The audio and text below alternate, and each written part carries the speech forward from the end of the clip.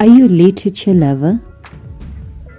Are you tired of reading literature that does not resonate with our time?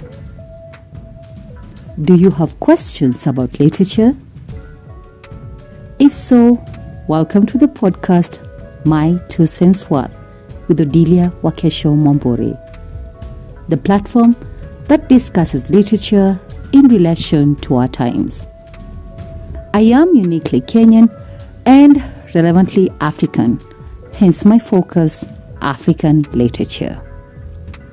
In this video, I will be shedding light on the series, The Ennobling Influence of African Literature.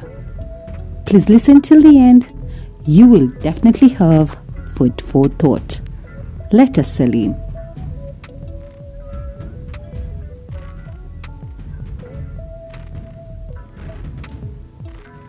To start us off, allow me to pose this challenge to us. 2 questions only. 1. How well do we know our African literature today? 2. How well can we make ourselves enthusiastically aware about the world of African literature today? Good. I want to believe that by the end of this episode, I would have sort of challenged you enough, intrigued you enough to be curious about African literature, being an enabling influence in our today's world. Ben Okri candidly puts it clear in the article, "The Future is African Literature," as posted by Britain Paper website on September 2020. I quote, "African literature is taking over the world. It has sprouted from Africa, but it has grown in all the corners of the globe. It is a literature of the native lands, but it is also a literature of sensibility, of exile, of migration, of travel, of home living, homestaying, homecoming. It is a literature that can no longer be contained in a continent or by a school or a name or a homogeneity. It is a literature of all schools, of new schools without a name, a reinvention of the past, a transmutation of the storytelling art." End quote.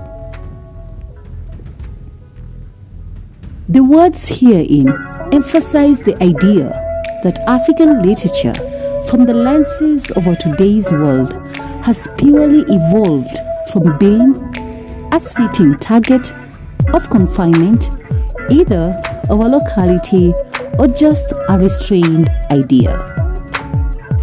It is a kind of literature that has brought in prestige of thought, of action, of literacy, and of identity. Of course, not to only the ones who live in Africa, but also to the ones that have an awareness of its richness and its diversity. Simply saying, African literature is an enabling influence seen in many spectrums. As a call to action, a cautionary tale, or better yet, a mouthpiece that creates a spark in diverse cultures. Statistically speaking, as briefly highlighted by African Literature Today, as of the year 2021, many African writers have won almost half of the major international prizes: the Nobel, the Booker, the International Booker, France's Prix Goncourt, Portugal's Camões Award, Penn's Pater Prize, just to mention a few. This is a clear indication of how far and beyond African literature is encroaching into the known or unheard from a global scale. It is thus prudent to state that Africa is indeed an enabling influence, a as it embeds in us the values of what a community should embody. I mean, who doesn't want to live in a community that is primarily like a home to them? A home signifies a sense of comfort and belonging. As Wallen Schwenker's interpreters remarks, the African view of the community revolves around the idea of I am because we are, and since we are, therefore I am. End quote. If you're still in doubt about the ennobling influence of African literature, let me point out the determinants that have led to this idea. Number 1. In the literary scholarly work and the world of publication, many African writers have opted to convey their message or authorial intrusions in their own local languages. It thus takes a serious, passionate reader to literally Google up the meanings or translation, affirming the fact that African literature is rich and attractive, and basically anyone can attune to it, hence language barrier is not an issue to creativity. Number 2. Being an enabling influence, African literature heavily emphasizes and embeds in its youth the love and respect for their motherland. As we all know, Africa's history is incredibly deep and rich.